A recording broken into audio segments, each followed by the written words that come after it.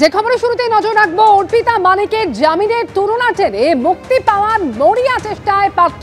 অন্যদের তুলনা টেনে জামিনের সওয়াল সুপ্রিম কোর্টে ভৎসিত পার্থ চট্টোপাধ্যায়। অন্যদের সাথে তুলনা করবেন না, সবাই শিক্ষামন্ত্রী ছিল না, আপনি ছিলেন। পার্থ চট্টোপাধ্যায়ের আইনজীবীকে উদ্দেশ্য করে এমনই মন্তব্য বিচারপতি।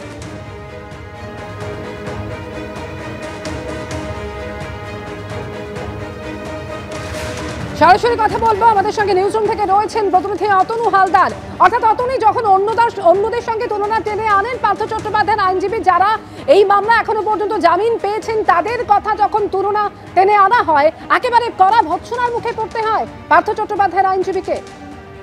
দেখো, আজকে সুপ্রিম কোর্টে ইডির যে মামলায় পার্থ চট্টোপাধ্যায়ের জামিনের শুনানি ছিল, সেই এসএসসির মামলায় আজকে রীতিমতো বড়সড় ধাক্কা খেলেন পার্থ চট্টোপাধ্যায়। এখনো পর্যন্ত বিচারপতির যা অবজারভেশন, যা পর্যবেক্ষণ, এবং তিনি এই মামলার শুনানি চলাকালীন যে সমস্ত মন্তব্য করেছেন, তাতে পার্থ চট্টোপাধ্যায় যে সমস্ত যুক্তি দেখিয়ে তিনি জামিনের আবেদন করেছিলেন, সেই যুক্তিগুলোকেই বলা যায় বিচারপতি এক কথায় খণ্ডন করে দিয়েছেন।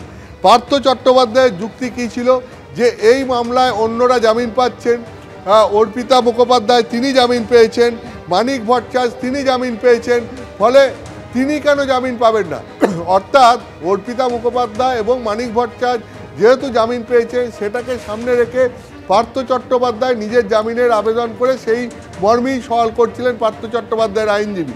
কিন্তু এক্ষেত্রে সুপ্রিম কোর্টের বিচারপতি সূর্যকান্তের কড়া মন্তব্য যে বাকিরা আর আপনি সমান নন, কারণ অন্যদের সঙ্গে তুলনা করার আগে আপনার নিজের লজ্জিত হওয়া উচিত, কারণ অন্যরা শিক্ষামন্ত্রী ছিলেন না, আপনি শিক্ষামন্ত্রী ছিলেন।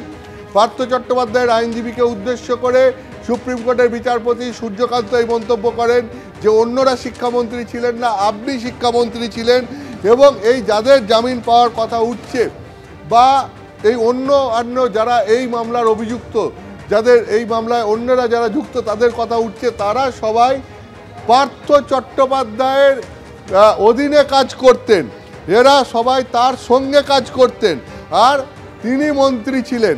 ফলে অন্যদের সঙ্গে আপনার তুলনা করা যাবে না, এটা আজকে সুপ্রিম কোর্টের বিচারপতি সূর্যকান্ত তার মন্তব্যে পরিষ্কার করে দিয়েছেন। যে অর্থাৎ মূল দায়িত্ব, দুর্নীতি হয়েছে, টাকা উদ্ধার হয়েছে, এটা তিনি বুঝিয়ে, অর্থাৎ বিচারপতি যেটা বুঝিয়ে দিতে চেয়েছেন বলে আইনজীবীরা মনে করছেন, যে দুর্নীতি হয়েছে, টাকা উদ্ধার হয়েছে, এবং এর দায়িত্ব একজন অন্তত অস্বীকার করতে পারেন না, যিনি পুরোটার দায়িত্বে ছিলেন, যিনি রাজ্যের শিক্ষামন্ত্রী ছিলেন তখন। এবং রাজ্যের শিক্ষামন্ত্রী যেহেতু পার্থ চট্টোপাধ্যায় তখন ছিলেন, ফলে অন্যদের ভূমিকার সঙ্গে তার ভূমিকাটা আলাদা করে দেখা হবে। এই কারণে, তার কারণ অন্যরা সব তার সঙ্গে কাজ করেছেন, তার নিয়ন্ত্রণে কাজ করেছেন, তার নির্দেশে কাজ করেছেন। ফলে অন্যরা জামিন পাচ্ছেন বলে সেই গ্রাউন্ড দেখিয়ে তিনিও জামিন পাবেন, এইটা হতে পারে না। এবং এক্ষেত্রে যেটা হচ্ছে যে ইডির আজকের যে সওয়াল, যেটা আজকে ইডির পক্ষ থেকে যে যুক্তি সুপ্রিম কোর্টে দেওয়া হয়েছে, সেটা অত্যন্ত গুরুত্বপূর্ণ। আজকে ইডি সুপ্রিম কোর্টে জানিয়েছে যে অর্পিতা মুখোপাধ্যায়, তুমি জানো যে অর্পিতা মুখোপাধ্যায়ের ফ্ল্যাট থেকেই টাকা গয়না সমস্ত উদ্ধার হয়েছিল, দক্ষিণ কলকাতার একটি ফ্ল্যাট থেকে এবং কামারহাটির একটি ফ্ল্যাট থেকে। এখন সেই অর্পিতা মুখোপাধ্যায়ের বয়ান সম্পর্কে, যিনি সম্প্রতি জামিন পেয়েছেন, তার সম্পর্কে ইডি কি বলছে? যে অর্পিতা মুখোপাধ্যায় ইডিকে জানিয়েছেন যে তিনি নিজের এবং তার মায়ের নিরাপত্তার স্বার্থে সমস্ত মুখ খুলে সব কিছু বলতে পারছেন না। ফলে এই যে নগদ 50 কোটি টাকা এবং গয়না যেটা তার দুটি ফ্ল্যাট থেকে উদ্ধার হয়েছে, সেইটার সম্পর্কে সমস্ত কিছু বলতে পারবেন পার্থ চট্টোপাধ্যায়। অর্থাৎ অর্পিতা মুখোপাধ্যায় পুরোপুরি পার্থ চট্টোপাধ্যায়কে দায়ী করেছেন যে এই টাকা গয়নার উৎস সম্পর্কে বলতে পারবেন একমাত্র পার্থ চট্টোপাধ্যায়।